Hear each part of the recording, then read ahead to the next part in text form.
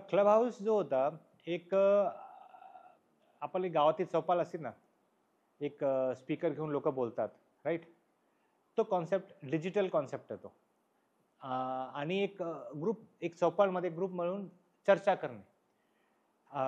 आता चौपालचा कॉन्सेप्ट आपला कमी झाला, गावातही कमी झाला, राईट.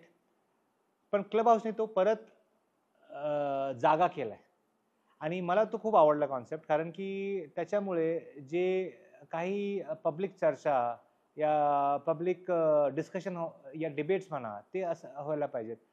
त्यांनी क्लब हाऊसने एक प्लॅटफॉर्म दिला.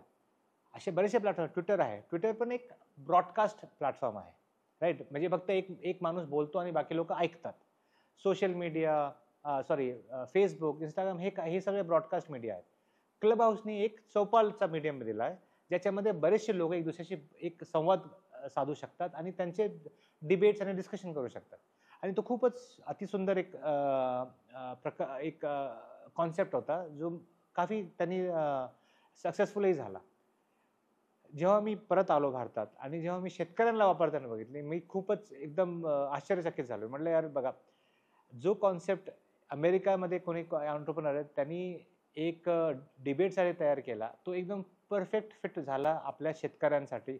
का? कारण की आपण बघतोय आता शेकडो शेतकरी क्लब हाऊसवरती येत आहेत आणि स्वतःचे प्रॉब्लेम डिस्कस करतायत आणि त्या प्रॉब्लेम सोल्युशन काढतायत. आणि महत्वाची गोष्ट म्हणजे शेतकरी एका गावातले नाही आहेत, हे शेकडो वेगवेगळ्या गावातले लोक आहेत, जे एक दुसऱ्याशी बोलत आहेत आणि त्यांची कुणी एक प्रॉब्लेम सॉल्व्ह केलेली ती सोल्युशन सगळ्या शेतकऱ्यांना कळतंय, राईट. तर क्लब हाऊस मला असं वाटतं की खूप चांगला मीडियम आहे. खूप प्रोडक्टिव्ह तरीक्याने आपले शेतकरी वापरतात आणि हे आणखी जास्त सक्सेसफुल व्हायला पाहिजे. मला असं वाटतं. मला हे आपले HMB म्हणून फाउंडेशन आहे, ते त्यांचं तर मला वाटतं सगळ्यांना एक्झाम्पल द्यायला पाहिजे आणि हे जास्त आपल्याला प्रचलित करायला पाहिजे, कसे ते वापरतायत क्लब हाऊसला शेतकऱ्यांचे सगळे प्रॉब्लेम सॉल्व्ह करायसाठी.